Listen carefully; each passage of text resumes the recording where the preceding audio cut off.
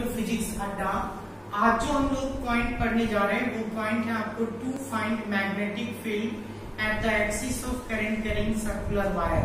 किसी current carrying circular wire के कारण उसके एक्सिस पे कितना मैग्नेटिक फील्ड होगा ये हम लोग निकालेंगे बाय यूजिंग बायो-सावर्ट लॉ। तो ध्यान से देखिए, हम फिगर की बात कर रहे हैं। हमको क्या निकालना है? Magnetic field at the axis of current carrying circular wire. तो मान लिया जाए ये एक सर्कुलर वायर है और यहाँ पे आप शो कर सकते हैं आई करंट फ्लो कर रहा है, करंट कैरिंग सर्कुलर वायर है। इसका रेडियस आप मान लो, इस सर्कुलर वायर का रेडियस है आपको यहाँ पे ए, और इसके एक्सिस से यहाँ से x डिस्टेंस दूर, चूंकि एक्सिस का मतलब यहाँ से सेंटर से यहाँ से x डिस्टेंस दूर कोई पॉइंट P है। इस पॉइंट P पे आपको क्या करना है? मैग्नेटिक फील्ड का वैल्यू निकालना है। अब देखिए हम लोग कैसे निकालेंगे। तो सबसे पहले आप बायो-सावर्ट लॉ पे जाएं। क्या कहता है बायो-सावर्ट लॉ को थोड़ा देख लें। तो ये फॉर्मूला आप जानते हैं, dB is equal to mu naught by 4 by I D L sine theta by are square. जब इसको हम वेक्टर फॉर्म में लिखते हैं तो ये कितना हो जाएगा? dB is equal to mu naught by 4 by I D L sine theta by are square into R cap. और यहाँ जब सॉल्व करेंगे तो ये होगा dB is equal to mu naught by 4 by I D L sine theta by, ये हो गया आपको आर कैप बराबर R vector by magnitude of R. इसको अगर आप सॉल्व करेंगे तो ये हो जाएगा आर क्यूब। तो यहाँ से इसको आप सॉल्व किए तो dB इज इक्वल टू कितना हो गया? Mu naught by 4 by I, इसको हम लोग ऐसे भी लिखते हैं dl क्रॉस r बाय कितना? R cube. ध्यान से देखिए, यहाँ पे एक पॉइंट आप ध्यान से देखेंगे, समझ में आ जाएगा, क्लियर हो जाएगा। dB का वैल्यू किस पे डिपेंड कर रहा है? dB का वैल्यू डिपेंड कर रहा है किस पे? dl क्रॉस r पे।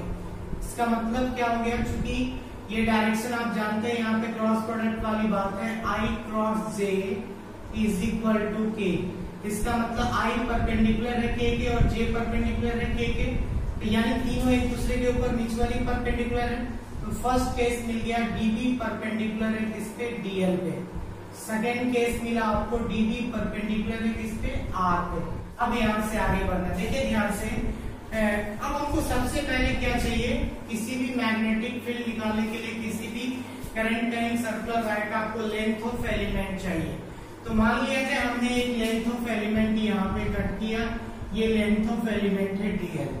तो अब r क्या होता है? r होता है आपको distance between current carrying element and position vector.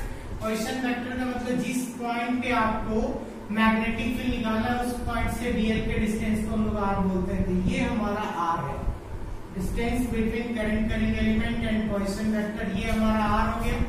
चूंकि ये r है, अब यहाँ पे ध्यान से देखना है। r होने के बाद चूंकि जब हम फॉर्मूला पुट करते हैं तो क्या लिखते हैं? dB is equal to mu naught by 4 by I D L sine theta by are square. हमको एंगल लेना पड़ता है साइन थीटा, और साइन थीटा का मतलब होता है angle between current carrying element and position vector.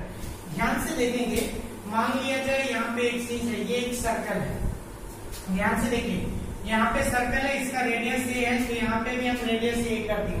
अब यहाँ से देखिए ये पॉइंट P है, तो इस पॉइंट P को अगर इस तरह से आप इंक्लिनेशन कर रहे हैं, ये ऐसे, ध्यान से देखिए, ये ऐसे इंक्लिनेशन कर रहे हैं, ये किसके किसके बीच का एंगल बन रहा है? ये A यानी ये वाला रेडियस और ये R है, A और R के बीच एंगल बन रहा है। लेकिन हमको A और R के बीच एंगल नहीं चाहिए, हमको क्या चाहिए? dl और किसके बीच? dl और पॉइंट P के बीच एंगल चाहिए। हमको चाहिए angle between current carrying element and position vector. तो dl और r के, ये आप समझ गए, ये आपको किसका एंगल दे रहा है? ये a और किसके बीच का एंगल? r का। तो हमको चाहिए था dl और r के बीच का angle, current carrying element and position. कैसे निकालेंगे? ध्यान से देखिए, लेंथ ऑफ एलिमेंट कैसे मिलेगा। तो यहाँ पे अगर बात करें, थोड़ा सा यहाँ पे देखिए, अगर हम इसको लेंथ ऑफ एलिमेंट करते हैं तो लेंथ ऑफ एलिमेंट यहाँ से ये होगा, इसका जो dl का जो डायरेक्शन होगा वो ऐसा होगा। तो ध्यान से देखिए, ऐसा मतलब यहाँ पे इस तरह से परपेंडिकुलरली, तो dl का डायरेक्शन इस तरह, कहीं पे भी कट करेंगे, मान लिया जाए यहाँ पे dl कट के डायरेक्शन ऐसे, यहाँ पे कट करेंगे तो ऐसा, यहाँ पे कट करेंगे तो डीएल का ऐसा डायरेक्शन लेंगे। अब यहाँ पे देखिए जब डायरेक्शन आपने ऐसा लिया तो इसको ध्यान से समझना है। अभी हमको चाहिए angle between DL and R, या नॉर्मली बोलिए current carrying element and position vector. तो डीएल का ये हो गया वैल्यू, मान लो ये डीएल है, बिल्कुल ऐसे अलोंग द टेंजेंट अगर हम डॉटेड लाइन से ऐसे दिखा दें तो ये हमारा डीएल का डायरेक्शन, जो कि ये डीएल है। ये देखिए यहाँ पे इस पॉइंट को आर हमारा कहाँ है, अगर इसको ऐसे देखें तो ये इस तरह से फिगर के अकॉर्डिंग, तो ये हमारा दिख रहा है ऐसे। आप एक चीज देखिए, ये डीएल है और ये क्या है, आर है। कितना एंगल बन रहा है, तो अभी क्लियरली आप बोल सकते हैं 90 डिग्री। कितना एंगल बन रहा है, 90 डिग्री। अब इसको झुकाइए आप ऐसे, ऐसे आप झुकाइए। इंक्लिनेशन क्यों बोल रहे हैं, यहाँ पे दो तरह का सस्पिशन था, वो चीज भी हम क्लियर कर दें। ये वाला जो एंगल है ये हमारा आर है, ये हमारा क्या है, डीएल है। अब देखिए इसको आप कितना भी झुका दें ऐसे, हर एक केस में डीएल और आर के बीच का एंगल क्या होगा, 90 डिग्री। ये डीएल है और इसको इंक्लाइन करेंगे तो ये जो इंक्लिनेशन आपको दिख रहा है ये वाला एंगल है ए और आर के बीच, क्योंकि इसका रेडियस ये है। तो ये अगर ऐसे आप झुकाएंगे तो ये ए और आर के बीच एंगल, हमको किसका एंगल चाहिए था, डीएल और आर। तो डीएल ये है, आर ये है, तो डीएल और आर के बीच का एंगल कितना होगा, 90 डिग्री। अब देखिए हम लोग बाय सावर्ट लॉ से जाएंगे। पहले बीबी इज इक्वल टू क्या फॉर्मूला होता है आपको पता है, mu naught by 4 pi I dl sine 90 degree, sine 90 by कितना, आर स्क्वायर। तो यहां से एक वैल्यू आ गया, dB is equal to mu naught by 4 pi I into dl by are square. अब ध्यान से देखिए, साइन 90 का वैल्यू माने, इसको अभी 1 मान लेंगे। अब एक चीज ध्यान से देखना है यहाँ पे, अगर ये डीएल था, ये वाला ये डीएल था, ये क्या था आपको आर था, तो मैग्नेटिक फील्ड का डायरेक्शन कहाँ होगा, सब एक दूसरे के परपेंडिकुलर। तो ये अगर y है, ये x है, तो ये z होगा। तो इसका मतलब मैग्नेटिक फील्ड का जो डायरेक्शन होगा यहाँ पे, इसको ऐसे दिखाना है, ये भी परपेंडिकुलर होगा, 90 डिग्री बनाएगा। अब हम इस पॉइंट को हटा दे रहे हैं क्योंकि आप स्पेस चाहिए हमको। तो ये चीज समझिए आप एक बार फिर से, इस चीज को हम क्लियर करेंगे।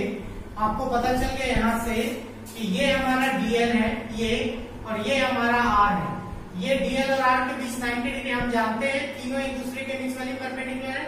तो ये अगर y एक्सिस मान लो इसको, ये x, तो ये क्या होगा, z। तो इसका डायरेक्शन ध्यान से देखिए, ये कुछ इस तरह से जाएगा। तो किस तरह से जाएगा और कितना डिग्री एंगल के साथ जाएगा, एक बात क्लियर हो गया, ये 90 डिग्री एंगल के साथ जाएगा। ये हमारा डीबी हो गया मैग्नेटिक फील्ड का डायरेक्शन। अब ध्यान से देखेंगे, थीटा हम किसको लेते हैं, angle between current carrying element, या ऐसे आप बोलिए हम लोग डीएल और आर के बीच का एंगल लेते हैं। तो ऑब्वियसली ये एंगल अगर थीटा है तो यहाँ वाला एंगल भी क्या होगा, थीटा। अब देखिए ये इसके परपेंडिकुलर है, तो अपने मन से क्या करेंगे, यहाँ पे एक लाइन ड्रॉ करेंगे जो कि परपेंडिकुलर है। ये अगर थीटा है तो ये एंगल कितना होगा, 90 माइनस थीटा। ये एंगल 90 माइनस थीटा। ऑब्वियसली अब देखिए इसके अलावा एक और, इस पॉइंट पे भी हम लोग लेंथ ऑफ एलिमेंट ड्रॉ करते हैं सिमिलरली इस हाफ साइकिल के लिए यहाँ पे। तो यहाँ पे भी जब लेंथ ऑफ एलिमेंट ड्रॉ करेंगे तो ये वाला डिस्टेंस आपको क्या होगा, ये बिल्कुल r होगा, ये यहाँ पे। और इस केस में ये वाला डिस्टेंस अगर r हो गया तो अब ध्यान से देखिए, सिमिलरली यहाँ पे भी जो होगा मैग्नेटिक फील्ड वो परपेंडिकुलर होगा इसके, तो ये हो जाएगा आपको dB। ये था फिगर। अब देखिए ध्यान से, ये dB था तो एंगल ध्यान से समझेंगे। अगर ये एंगल थीटा है, ये एंगल कितना हो गया, 90 माइनस थीटा क्या, तो ऑब्वियसली ये और इसके बीच 90 डिग्री का टोटल एंगल था, लेकिन यहाँ पे परपेंडिकुलर ड्रॉ करेंगे तो ये 90 माइनस थीटा। तो ये एंगल कितना होगा फिर से, थीटा, और ये एंगल फिर से कितना होगा, 90 माइनस थीटा। फिर इसी तरह देखिए यहाँ पे ये एंगल अगर थीटा है, ये एंगल कितना होगा, 90 माइनस थीटा, और ये एंगल इस केस में क्या हो जाएगा, अगर ये 90 माइनस थीटा तो ये थीटा होगा, ये 90 माइनस थीटा। इस चीज को समझना है। तो ये अगर 90 माइनस थीटा हुआ तो ध्यान से देखिए dB का कंपोनेंट, थीटा एंगल dB किसके साथ बना रहा है, इसके साथ। तो ये हो जाएगा आपको dB cos थीटा, और यहाँ पे भी dB किसके साथ थीटा एंगल बना रहा है, इसके साथ। तो ये हो जाएगा आपको dB cos थीटा। तो यहाँ पे 90 माइनस एंगल थीटा एंगल बन रहा है, तो ये वाला हो गया dB साइन थीटा और नीचे भी एंगल हो जाएगा आपको डीबी साइन थीटा। ध्यान से देखिए, तो जनरली अब यहाँ पे बात करते हैं हम लोग, क्या बात करेंगे, तो अब देखिए magnetic field due to vertical component के कारण जो डीबी कॉस थीटा है और डीबी कॉस थीटा ये एक दूसरे को कैंसिल कर देगा। तो एक बात क्लियर हो गया, मैग्नेटिक फील्ड जब भी निकलेगा अलोंग द डायरेक्शन ऑफ क्या होगा, डीबी साइन थीटा। और यहाँ पे आर का वैल्यू आप लिख दे, चुकी है हाइपोटेनस है ए और एक्स का, R is equal to A square plus X square to the power 1/2। अब ध्यान से देखिए, आपको ये चीज पता चल गया कि रिजल्टेंट मैग्नेटिक फील्ड जो होगा वो क्या होगा, आपको डीबी साइन थीटा। यहाँ पे लिखेंगे so resultant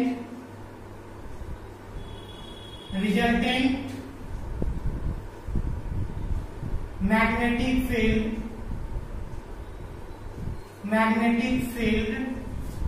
at point P, so resultant magnetic field at point P is क्या हो जाएगा, ये dBx, यही रिजल्टेंट है आपको, ये निकल गया आपको dB sin थीटा। अब ध्यान से देखिए, यहाँ पे हमको dB sin थीटा निकल गया। अब यहाँ से वैल्यू निकालेंगे, हम ऑलरेडी dB का वैल्यू निकाल चुके हैं। dB का वैल्यू कितना है, ये वैल्यू आपको पुट कर दीजिए, ये इक्वेशन 2। और एक चीज और, बहुत से बच्चे इसमें ये भी क्वेश्चन करते हैं कि सर यहाँ पे dB sin थीटा और dB sin थीटा है, तो आपको रिजल्टेंट लेना चाहिए 2dB sin थीटा। ध्यान से सुनेंगे, बिल्कुल सही है आपका भी कहना कि रिजल्टेंट होना चाहिए, लेकिन यहाँ हम लोग नहीं लेते हैं। उसके पीछे कारण क्या वो भी बता दें। अगर आप dB sin थीटा लेते हैं, सपोज यहाँ पे हम लिखते हैं dBx is equal to dB का वैल्यू कितना है, तो यहाँ पे μ0/4 I dl sin theta into I dl by are square into sine theta. तो यहाँ जब इंटीग्रेशन ओवर द सरफेस करेंगे, यानी हम किसका इंटीग्रेशन करें, dl का, हम लिमिटेशन लेते हैं 0 से कितना 2πr, यानी कंप्लीट सर्कल का लेते हैं। लेकिन अगर आप यहाँ पे 2 लिख देंगे, तो आपको जो लिमिटेशन लेना है वो लिमिटेशन कहां से, चूंकि आप 2 आप ले रहे हैं तो एक का लिमिटेशन 0 से कहां तक, हाफ ही लेना है। यहाँ पे जो हम सर्कमफेरेंस 2πr लेते थे, वहां पे आपको इसका लिमिटेशन 2 लिखने के बाद इसका लिमिटेशन कितना लेना होगा, 0 से हाफ ही लेना होगा, क्योंकि ये एक dl यहाँ से यहाँ कवर करेगा, दूसरा यहाँ से यहाँ। तो आपको अब क्या लेना है लिमिटेशन में, 2πr के जगह 2πr/2 लेना है। इसीलिए क्योंकि कैलकुलेशन इजी हो, हम लोग इसको सिंपल 2πr शो करते हैं। तो यहाँ पे 2dl sin थीटा नहीं लेते हैं, उसको हम लोग क्या लिख लेते हैं, सिंपल 2dB sin थीटा नहीं लेते हैं, उसको सिंपल हम लोग क्या लिखते हैं, dB sin थीटा लिखते हैं। तो यहाँ से देखिए, इसको अगर हम लोग लिखते हैं dB sin थीटा, अब पता चल गया क्यों लिखते हैं।